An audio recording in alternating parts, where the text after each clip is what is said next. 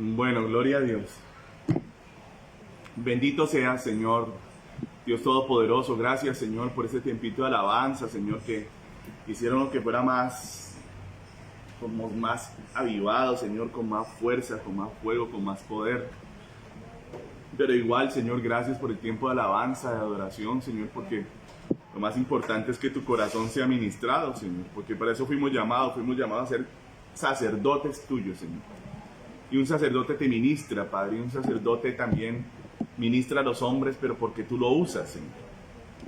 Y bueno, te damos gloria y honor en esta preciosa tarde, Señor, y yo sí te quiero rogar que tu presencia descienda en cada lugar donde se escucha esta palabra, y que tu presencia traiga sanidad, libertad, bendición, Señor, que tu inmenso amor nos cubra, que tu palabra fluya como un río, y que en esta tarde tu palabra sea expuesta no bajo la luz del hombre, sino bajo la luz del Espíritu Santo, que es lo que queremos, Señor, que tú nos ilumines con tu luz para que recibamos vida, para que entendamos y vivamos por ti, Señor, en el nombre de Jesús.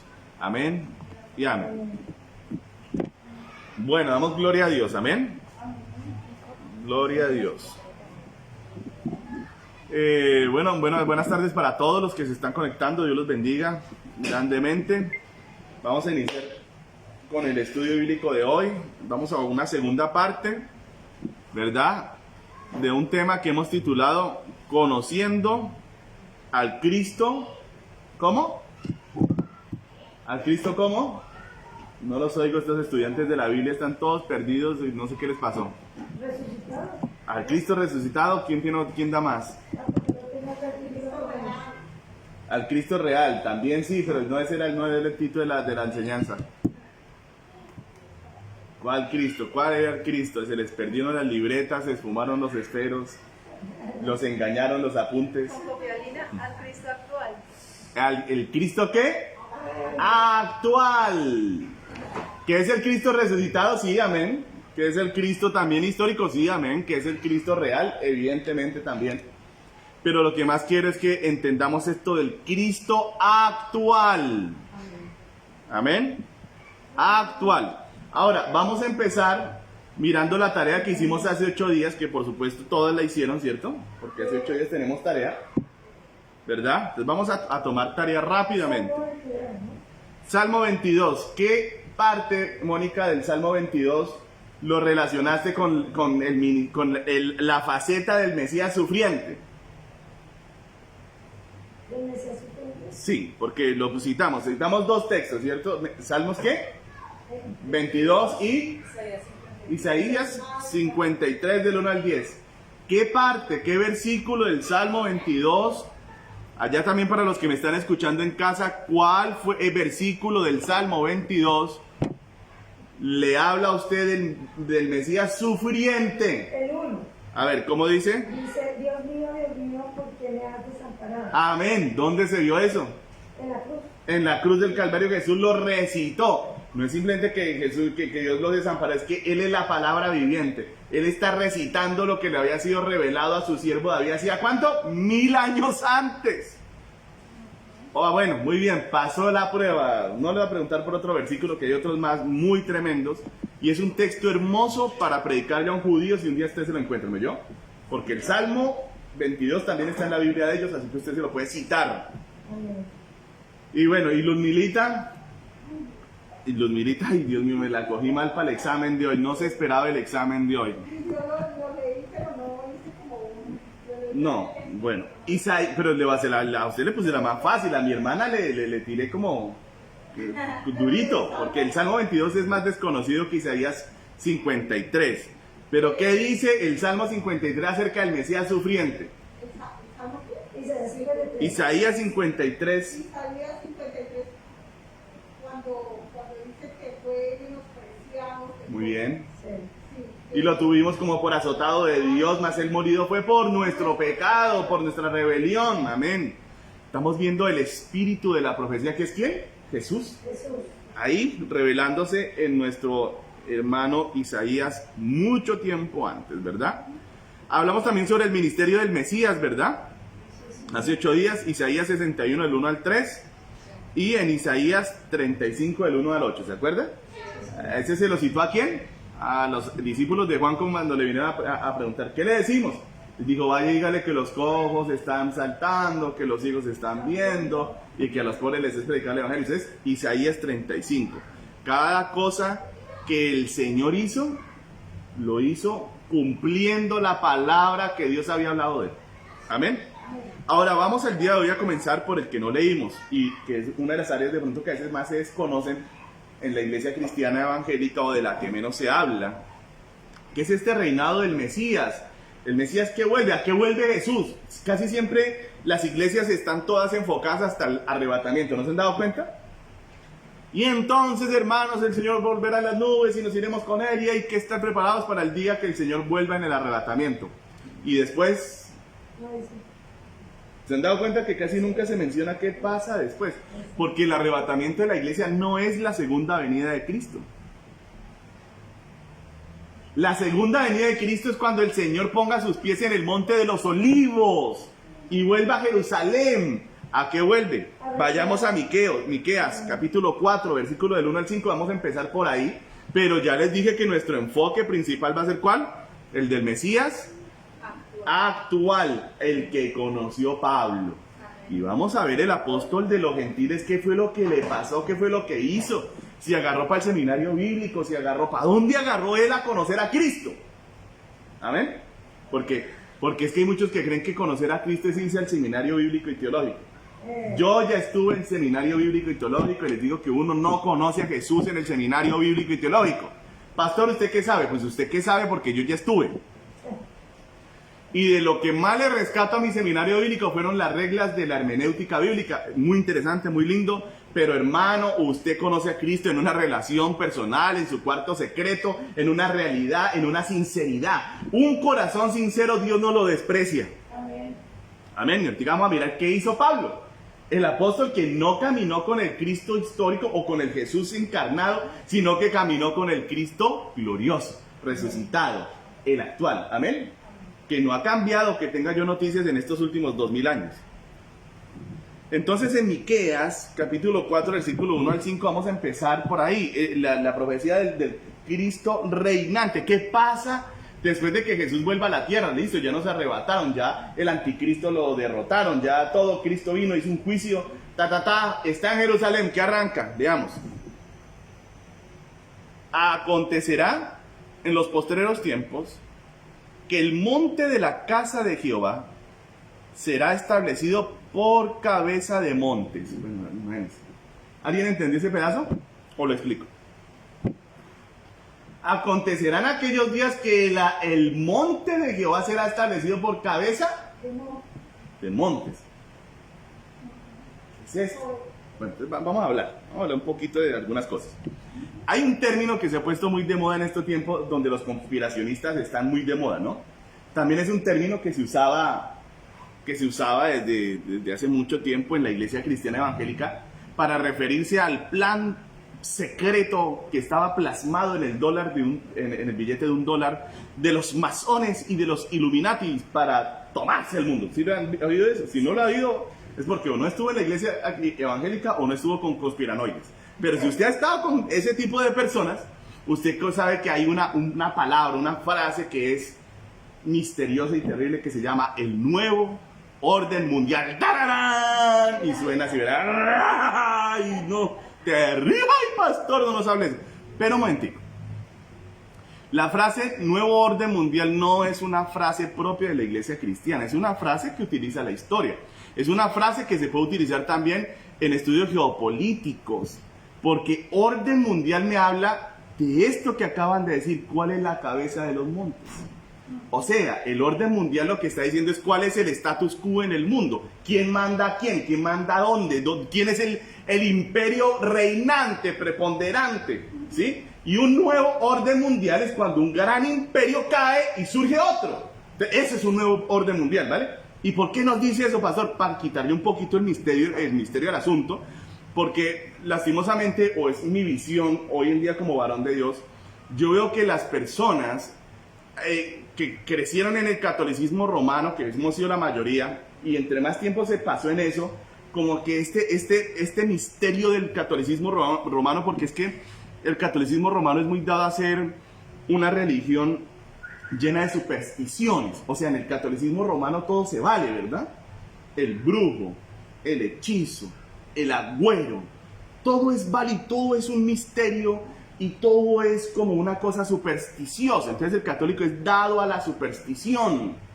Y cuando yo veo a mis hermanos muchas veces, veo que la superstición la tienen metida como en los huesos. ¿No se han dado cuenta? Sonó la puerta. ¡Ay! El alma bendita del tío el Pepe que se murió. Mire, eso está metido. ¡Miau! ¡Ah! Decimos, el gato fantasma. ¡Ay! Está metido en el ADN. No, pero si me está entendiendo. Escuche los pasos en el techo. Una chucha. No, pero... Y la primera reacción de nosotros siempre es irnos ¿hacia dónde? ¿Hacia el lado qué? Misterioso. ¿Somos así o no somos así? ¿Estoy diciendo mentiras? ¿O es que somos así? Siempre la primera explicación es... ¡Oh! Un demonio. Espere, descartemos lo natural. ¿Cuántos me están entendiendo? Tenemos que empezar a ser más espirituales y más racionales y menos supersticiosos y dados a la cosa misteriosa y al enredo y que yo vi un diablo. Pero un momentico, descartemos primero las cosas naturales. Esto es algo que está muy metido. Entonces uno dice nuevo orden mundial y ¡tararán! Suena así. ¿Por qué? Porque nos han llenado como de cosas misteriosas. El mundo constantemente está expuesto a un nuevo orden mundial, porque el mundo es dinámico. En estos momentos, ¿cuál es el orden mundial? ¿Quién me lo dice? ¿Cuál es la cabeza de naciones hoy? Rusia. ¿Rusia es la cabeza de las naciones? No. ¿China es la cabeza de las naciones? ¿Será que ya desmontaron a los gringos, a los Estados Unidos? Mire, escúcheme bien. Miren, el orden mundial, la última vez que el orden mundial cambió drásticamente, les voy a dar mi opinión, fue después de la Segunda Guerra Mundial. ¿Qué sucedió? Los alemanes quedaron mal, ¿verdad? Después de la Primera Guerra Mundial hay una herida en la nación. Se levanta un partido que recoge ese rencor, esa rabia, esa inconformidad que se llama el Partido Nacional Socialista, ¿verdad? O el nazismo, en cabeza de un señor llamado Hitler. Él recoge esto, se botan a la Segunda Guerra Mundial, terrible. En esos momentos hay un imperio grande todavía, muy potente. Tal vez de los últimos imperios con colonias y todo, que era el imperio británico, ¿verdad? En esos momentos Rusia, que ya está en manos de los bolcheviques y de los socialistas y de toda la parte comunista, ellos están en un proceso, porque cuando ellos están en la época de los zares, Rusia es un poco medieval. Es un lugar todavía muy rústico. Entonces los socialistas y los comunistas comienzan a sacarlo de ese punto. Vean, Mauricio Gómez ahí está diciendo, el último gran cambio fue en la caída de la URSS. Perfecto, porque ahí quedó la cabeza de naciones. Muy bien, exacto. Pero ¿qué pasó durante la Segunda Guerra Mundial? Se desarrolla todo esto, los ingleses, que son el gran imperio del momento, está al otro lado los rusos, que se están levantando como una fuerza muy grande, cae Alemania, ¿sí? Con la ayuda de los Estados Unidos, que llegan a ayudar a Inglaterra. Francia estaba derrotada, Europa estaba devastada, y el resultado final es que quedan dos superpotencias, llamadas Estados Unidos y la Unión Soviética, ¿verdad? Y entramos en una temporada que se denominó la Guerra Fría. La Guerra Fría. Dos superpotencias enfrentadas en diferentes partes del mundo, apoyando ejércitos por un lado, guerrillas por el otro. Un problema grave, ¿verdad? Finalmente, en los años 90, cae la Unión Soviética y queda como victoriosa la cabeza de naciones en ese momento, que sería ¿qué? Estados Unidos. Hemos estado viendo un resurgimiento de Rusia en este tiempo, ¿verdad? Como ganas de volver a coger protagonismo, por supuesto que es una gran potencia. Un país que tiene tanto dinero y tanto poder militar no puede ser menospreciado. Para mí en estos momentos la cabeza de las naciones sigue siendo Estados Unidos. Hasta estos momentos no lo han derrotado. La mayor economía del mundo, la mayor cantidad de ricos lo tienen ellos, el poderío militar muy grande, pero en estos momentos tiene dos grandes contrincantes, ¿verdad? Que son Rusia, con su poder militar, y China, que se está fortaleciendo mucho en lo militar, pero que sobre todo tiene el poder, ¿qué? Económico. Eso se llama el orden mundial. ¿Sí ven cómo cuando uno estudia las cosas desde la perspectiva correcta ya se le quita el misterio? Ya no es misterioso. Ahora, cuando los pastores apelan a esta palabra del nuevo orden mundial, ¿sí? Para referirse al gobierno del anticristo, es porque va a haber un revolcón nuevamente, en el que Europa y los países musulmanes van a ser protagonistas para que asome este hombre llamado ¿quién? El anticristo. Ahora, la profecía mesiánica de la que me están hablando aquí en Miqueas capítulo 4 es una profecía en donde me están diciendo en que vendrá un tiempo cuando aparezca ¿quién? El Mesías, en el que Israel, ojo con esto, será la cabeza de las naciones. O sea, tradúzcalo como yo le acabo de hablar a usted. Tradúzcalo en ese punto. Tradúzcalo. Significa que el Estados Unidos, el Rusia o el China del tiempo cuando Jesús vuelva va a ser ¿qué? Israel. Eso es lo que está diciendo. Que el monte de Jehová será cabeza de todos los montes, o la nación cabeza del mundo. ¿Cuántos dicen amén y cuántos me están entendiendo hasta ahí? De pronto no lo habían escuchado. Dije, vamos a arrancar por aquí para que entiendan por qué razón para el judío del tiempo de Jesús, este Jesús sufriente, este Jesús poderoso no militarmente sino sobrenaturalmente poderoso, no parecía encajar con la visión que ellos tenían del Mesías. ¿Estamos entendiendo hasta ahí? Y le voy a lanzar aquí una perla. El mucho estudio bíblico, o el creerse usted muy docto en la Biblia, o el usted acoger la teología sistemática, que supuestamente es la aplicación del método científico al estudio de la Biblia, no le asegura que usted entienda la Biblia, ni que usted conozca a Dios. Pastor, ¿de qué me está hablando? Le estoy hablando de eruditos de la época de Jesús, hombres que a los 21 años se sabían el Pentateuco de memoria. Yo quiero ver cuántos pastores pueden recitarse, aunque sea un evangelio de memoria. Eso no es tan fácil. Escuché historias de misioneros que tenían que predicar en países donde la Biblia era prohibida. Y entonces los misioneros aprendían de a un libro del Nuevo Testamento cada uno. Usted va a ser el hermano Marcos, usted va a ser el hermano Mateo, usted va a ser el hermano Lucas, usted va a ser el hermano Juan. Le decían hermano Juan, pero no era porque se llamara Juan, sino porque cada uno tenía que llevar para ese país musulmán el evangelio de Juan aquí en la cabeza. Cosa que si alguno necesitaba consultarle, oiga, ¿qué es lo que dice en Juan tal cosa? Dice tal, de memoria. Les cuento, ahí les paso ese dato de misioneros. ¿Amén? Pero el punto es que estos hombres que tenían esta erudición inmensa, se sabían la Biblia de memoria, no pudieron ver en Jesús la persona del Mesías, porque sabían de memoria la Escritura, pero no la entendían. Entonces, una cosa es que usted lea la Biblia, una cosa es que usted se la sepa y otra cosa es que usted lo entienda. Entonces, muy lindo que usted aplique el método científico para tratar de aprender la Biblia, pero yo le digo, la palabra del Señor dice que Él prendió a los sabios en su sabiduría y enloqueció el consejo de los sabios. Al Señor no le gusta que jueguen con Él.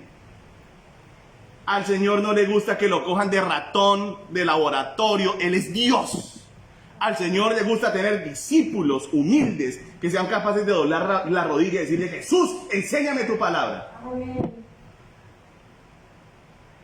Y no, yo abordaré las escrituras desde mi propio conocimiento, me pondré unas gafitas e iré a la biblioteca. Eso no es cristianismo. Esto lo tuvo que aprender el apóstol Pablo. Acuérdense que vamos hacia allá, ¿no? Yo sé que me demoró un poco, pero creo que está valiendo la pena poner todo el marco ahora sí bíblico para entender por qué no querían creer en Jesús y por qué hasta el día de hoy no creen. Tienen esta dificultad. Entonces, ojo con esto. Cuando aquí la palabra del Señor me dice, y casualmente, las guerras casi siempre son las que cambian los órdenes mundiales. La palabra del Señor nos habla de una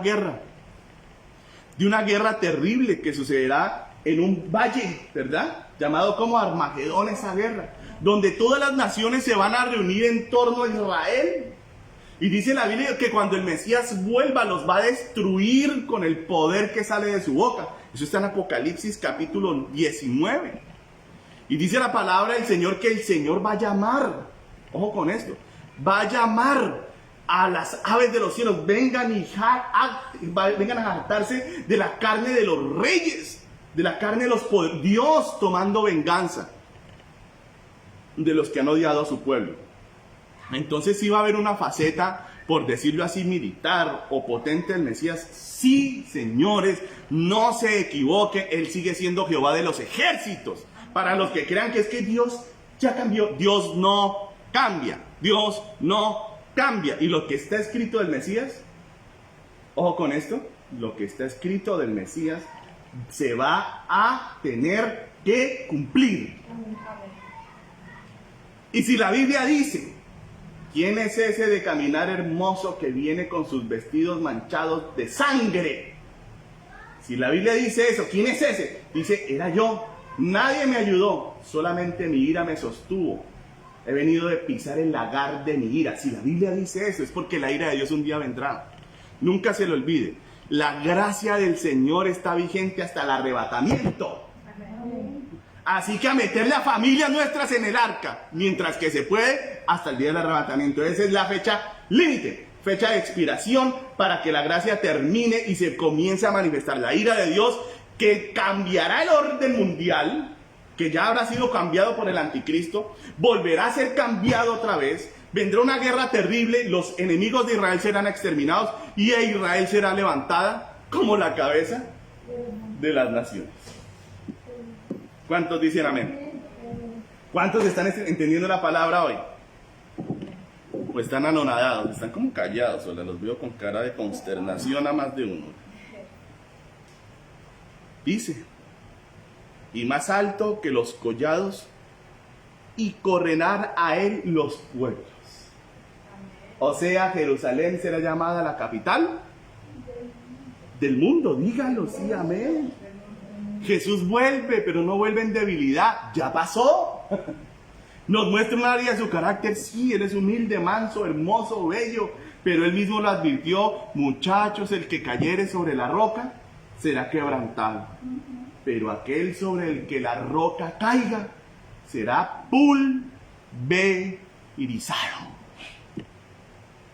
¿Cuántos dicen amén? Qué lindo es caer en las manos de Jesús. Somos quebrantados para ser hechos de nuevo. Qué horrible es que la roca se venga contra ti y te aplaste. La palabra del Señor lo diría de la siguiente manera: horrenda cosa es caer en las manos de un Dios que está vivo. Porque, hermano, que se venga San Crisóstomo contra uno, no importa 5, ahí sigue clavado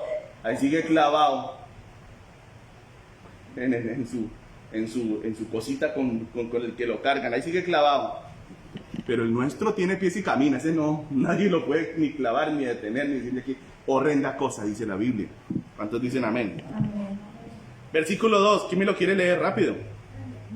Vendrán muchas naciones y dirán: venid y subamos al monte de Jehová y a la casa del Dios de Jacob, y nos enseñará en sus caminos y andaremos por sus veredas, porque de Sión saldrá la ley y de Jerusalén la palabra de Jehová.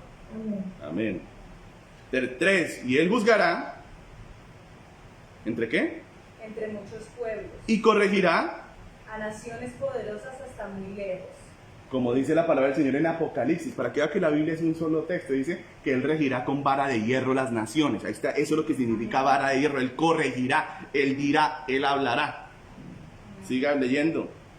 Y martillarán sus espadas para asadones y sus lanzas para hoces. No alzará espada nación contra nación, ni se ensayarán más para la guerra. ¿Cómo la ve? Paz. ¿Esa qué les suena a ustedes? ¿Conocedores de la palabra? ¿Qué les suena? No, aún no he llegado. Milenio. 1000 años, sí. 1000 años con el diablo encerrado, que es el promotor de las guerras. 1000 años con el diablo encerrado y se acabó la pelotera. 1000 años de paz y de hermosura. Lo que tanto el diablo le dice al hombre que busque, no lo encontrará de la mano de Satanás. el único que le dará la paz al hombre es Jesús de Nazaret. Cuando Él vuelva, habrá verdadera paz en el mundo. Amén. Bueno, ¿hasta ahí estamos claros o no? Bueno, ahora vámonos a Hechos de los Apóstoles capítulo 9, porque otra vez me emocioné con esa parte, que es que me gusta. Y vamos a mirar a uno de estos judíos. Entonces date cuenta, ¿qué tipo de Mesías, no digo que estaban, qué tipo de Mesías está esperando el pueblo de Israel? ¿Humilde y manso como vino Jesús? No, porque desconocen las profecías del Mesías sufriente. ¿Están esperando un Mesías sobrenatural? No, porque desconocen las profecías de Isaías, que dice con mucha claridad que él sería un libertador más que todo espiritual, porque es allí donde está la verdadera cárcel del ser humano, ¿verdad? Pero se centran en las profecías que hablan. ¿En las profecías que hablan de qué? Del Mesías reinante, de aquel que llevará a Israel a ese tiempo donde Israel será cabeza de naciones. Y la historia de la humanidad nos ha enseñado que las cabezas de naciones se alzan en medio de las guerras, como ya lo vimos. Segunda Guerra Mundial, quedaron dos cabezas. Guerra Fría, terminó una potencia derribada, la otra quedó como cabeza de naciones. Luego vendrá también el anticristo, hará unas guerras, derribará 3 reyes, se volverá también posiblemente cabeza de naciones. Y finalmente viene Jesús a enfrentar a sus enemigos, y después de esa guerra se levanta Israel como cabeza de naciones. Tenemos una pregunta. Se ha escuchado que posiblemente hay una tercera guerra mundial. No, se habla. Bíblicamente no se dice que sea la tercera guerra mundial, pero será una guerra terrible en donde el epicentro será Israel. Esto también es importante que lo sepamos, ¿vale? No es Colombia, porque a veces siempre estamos pensando, ay, no, ya viene todo. Y siempre nos imaginas que Colombia es el centro del mundo. No, el centro del mundo para Dios es Israel. La higuera es Israel. El centro del mundo para Dios es Israel. Ahora, leamos la historia de un judío criado así, con esta visión, creyendo que sabía. ¿Vale? Miremos. Saulo, dice la palabra del Señor, es que tengo poquita luz, préstame tu celular porque tengo una lamparita. Hechos capítulo 9.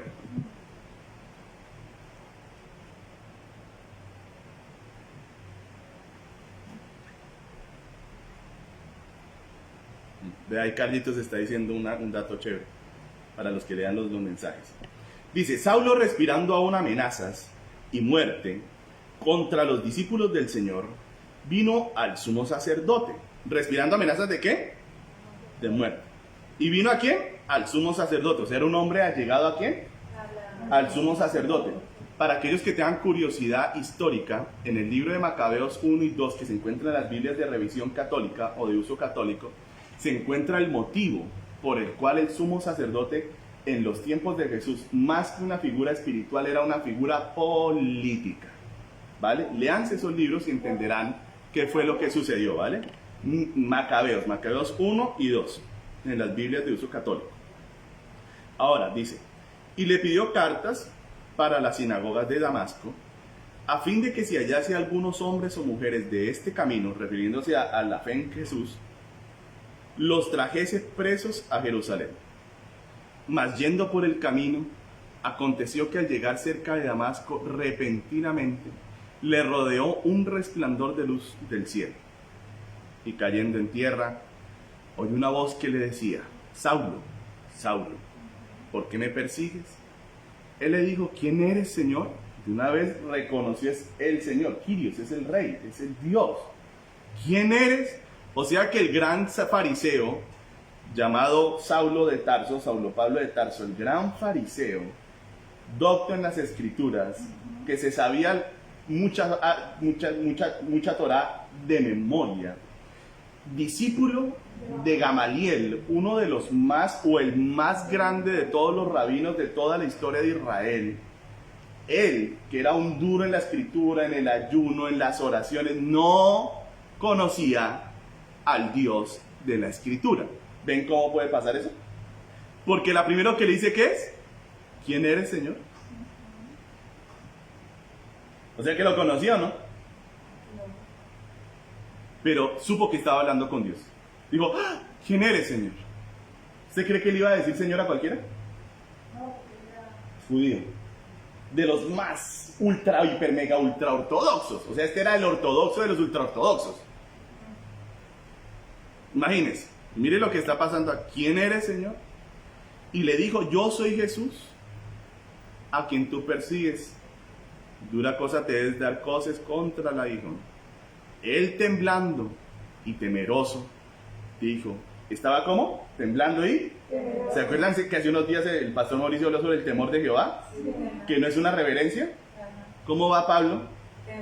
Se encontró con Dios y que le cogió una reverencia y hizo, oh, está temblando, temeroso, vuelto nada. ¿Cuántos están entendiendo? Y está encontrándose con quién. El Jesús actual.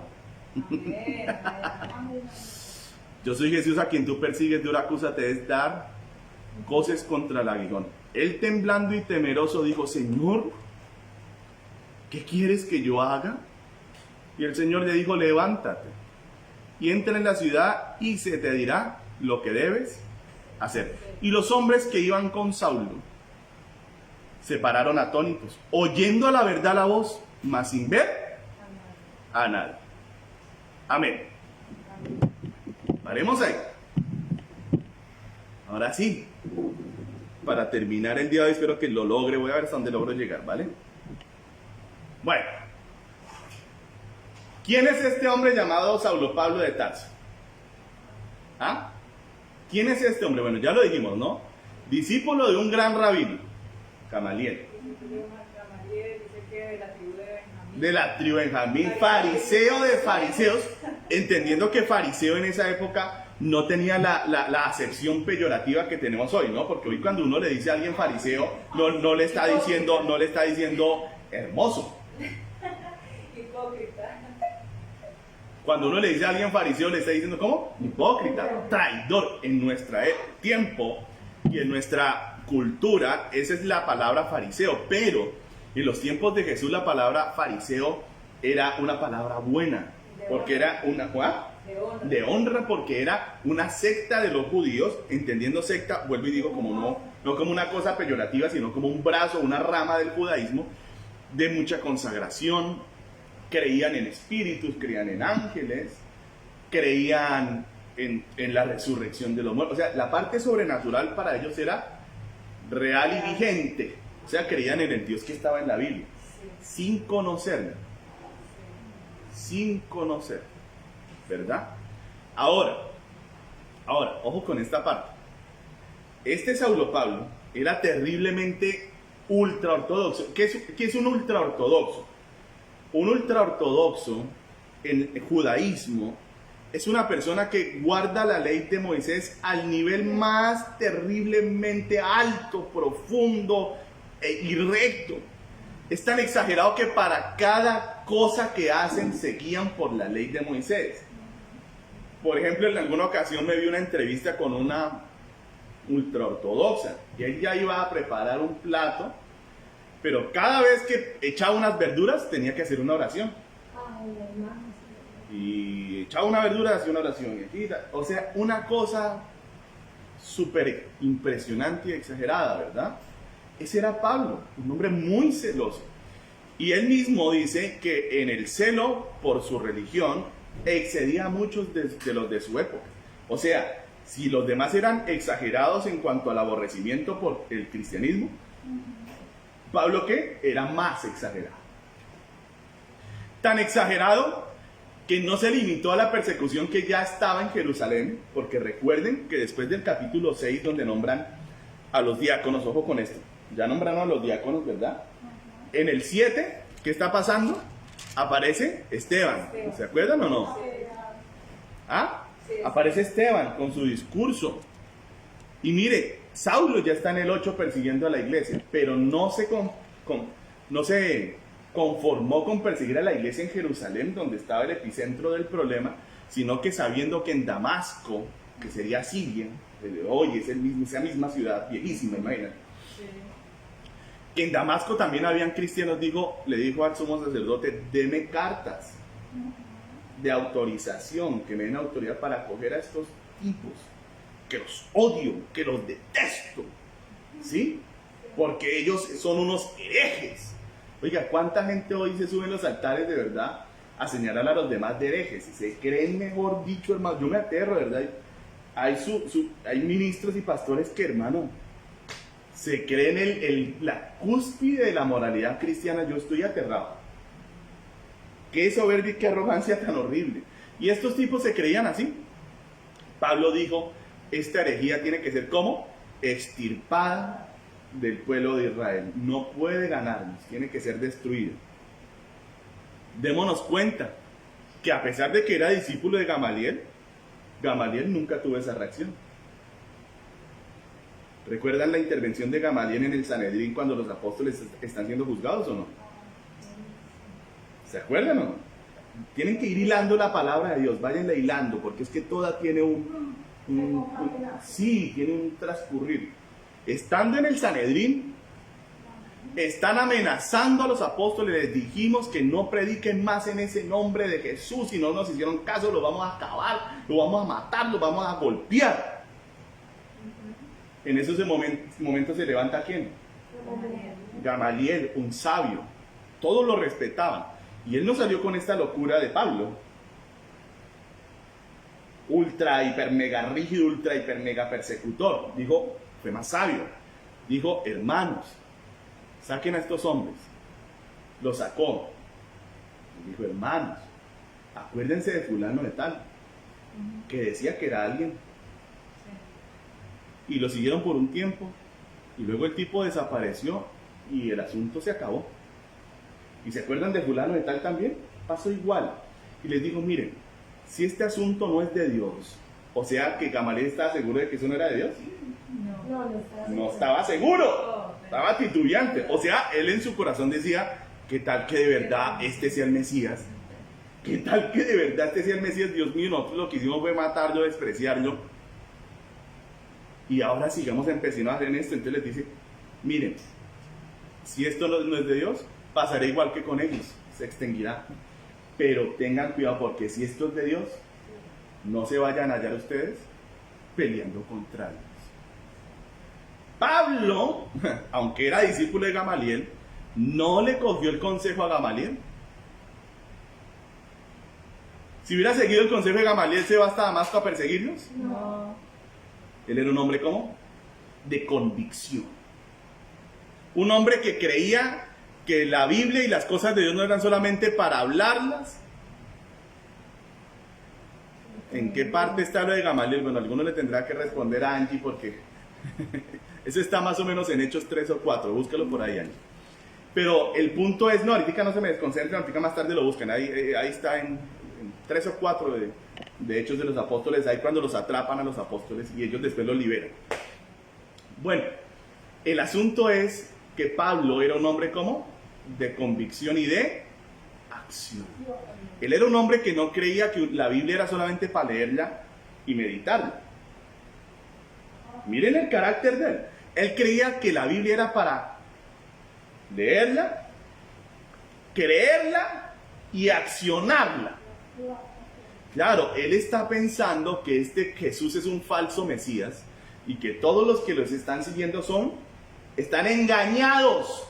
Ahora, ya les dije, es un hombre que sabe la Biblia de memoria, es un hombre erudito en las Escrituras, muy entendido, muy estudiado, pero que solamente tiene la visión del Mesías como reinante y no puede asimilar que al Mesías lo hayan colgado en una cruz. Él esa parte no la puede aceptar como judío. Y la demostración está en lo que está haciendo. Lo rechaza vehementemente. Lo aborrece. Lo detesta. ¿Cuántos me están entendiendo? Ahora, detesta a Cristo desde su ignorancia. Sí, amén. ¿Verdad? Pero Dios sabía que ese hombre alocado, de temperamento sanguíneo, ese hombre bravo, ese hombre de acción. Curioso. Dios sabía que ese hombre amaba a ese Dios que no conocía o que él en su corazón lo buscaba. O sea, él estaba convencido que lo que él hacía era lo correcto y que lo que él hacía agradaba Adiós. a Dios. Dios sabía que ese hombre en su corazón lo estaba buscando y que el día que encontrara la verdad, así como había sido de salvaje para su convicción ciega, ahora con el verdadero conocimiento sería igual de radical, Así. igual de acción, igual de fuerte. ¿Y usted cómo lo sabe, pastor? Mire, yo le ruego a usted que piense en una cosa. ¿Cuántos aquí de nosotros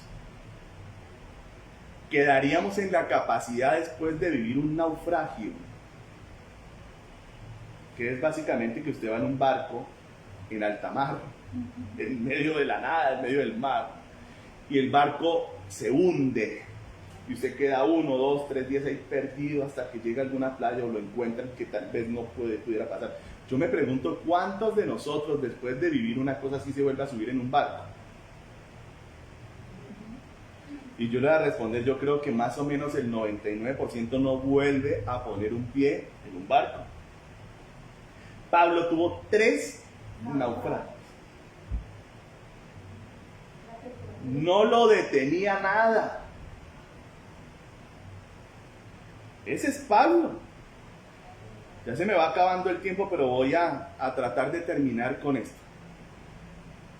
Pablo se estrella con la realidad.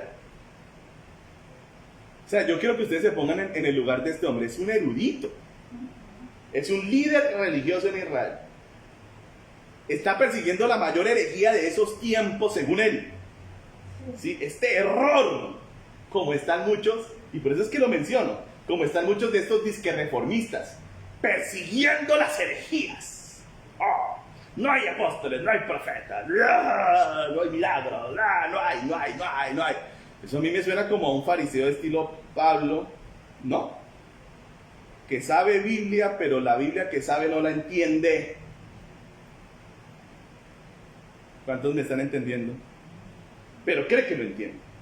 Y creen que lo que hace es el servicio a Dios, pero no saben que están ciegos. Y en vez de servirle a Dios, están atacando a Dios. Son enemigos de Dios. Están peleando con Dios. Más sabio Gamaliel, que frente al problema que dijo, no pues, esperemos a ver qué pasa. Eso es el sabio. Pero estos sanguíneos, estos alocados se van lanza en ristre a atacar lo que no entienden.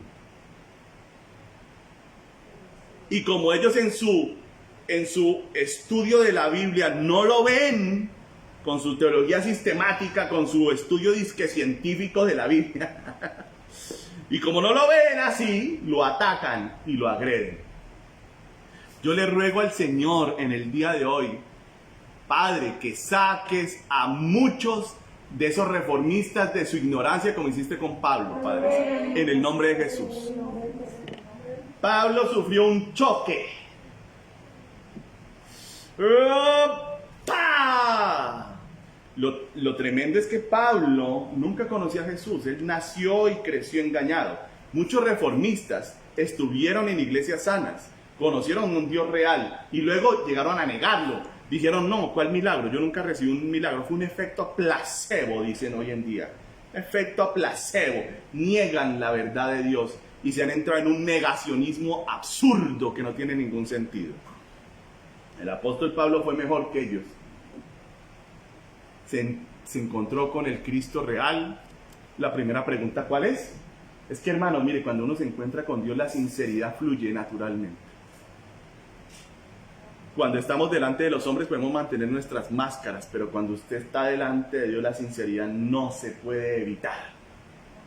Y Pablo lo primero que dijo fue, ¿quién eres, Señor? Con eso es que le está diciendo, Señor, yo sé Biblia, soy un erudito, he estudiado por años, soy de los grandes de Israel, pero ahora que estoy frente a ti, no sé nada, no sé quién eres. ¿Quién eres, Señor? ¿Quién eres, Dios? ¿Cuántos entienden la humildad y el amor de ahí? ¿Cuántos dicen amén? ¿Qué hay que hacer cuando Cristo viene a nuestras vidas? ¿Llenarnos de arrogancia? ¿O decirle, Señor, quién eres? Quiero conocerte. Quiero saber cómo eres. ¿Cuántos dicen amén? Amén. Dios quiere entrar en nuestras vidas en una relación real, personal. Amén. No que nos enrolemos en la nueva religión ni en la nueva moda, sino que realmente conozcamos a Dios. Amén. Bueno, dentro de 8 días vamos a mirar qué pasó con el apóstol Pablo después de este suceso, ¿verdad? Y cómo después de eso él aborda, ¿sí? A partir de este momento se convierte tal vez en el más grande doctrinante de la iglesia cristiana. ¿De dónde sacó la doctrina? ¿De su estudio bíblico? ¿O será que se enroló en la mejor de las escuelas, que es la escuela del Espíritu Santo? Dígale conmigo al Señor, Señor, yo quiero entrar en la escuela del Espíritu Santo. Pero dígaselo con sinceridad y con entendimiento, amén. Bueno, amado Padre Celestial, yo he predicado tu palabra con amor, con sinceridad, Señor. Y yo, desde que te conocí, entendí que uno debía entrar en tu escuela, Señor. En la escuela del Espíritu. Pasé por un seminario bíblico y teológico, sí, Señor, amén. Pero la verdad es que el seminario no me cambió. El seminario no me liberó. El seminario no me dio las lenguas, no me dio dones. El seminario no me dio el ministerio. El seminario no me hizo un hombre de Dios. El seminario no me santificó. Pero tú sí, Señor. Y hasta el día de hoy, 17 años después, sigo matriculado en tu escuela, Espíritu Santo. Y no quiero salir de ella. Quiero, Señor, ser siempre tu discípulo. Y que mis hermanos también lo sean, Señor. Que el día de su muerte ellos puedan decir, Señor, fui tu discípulo, te seguí hasta el último día de mi vida. Te amé con todo mi corazón y ahora partiré para seguir caminando contigo, Señor. Te pido, Dios, que tu luz venga a nuestras iglesias, que nos afirmes y nos afiances en tu sana doctrina, que gira en torno a ti, Señor Jesús, y que nos guardes del mal. En el nombre de Jesús. Amén y amén. Bueno, mis amados hermanos, Dios los bendiga mucho, los guarde. Espero que hayan disfrutado la palabra y nos vemos dentro de 8 días, ¿vale? Dios los bendiga. Chao, chao.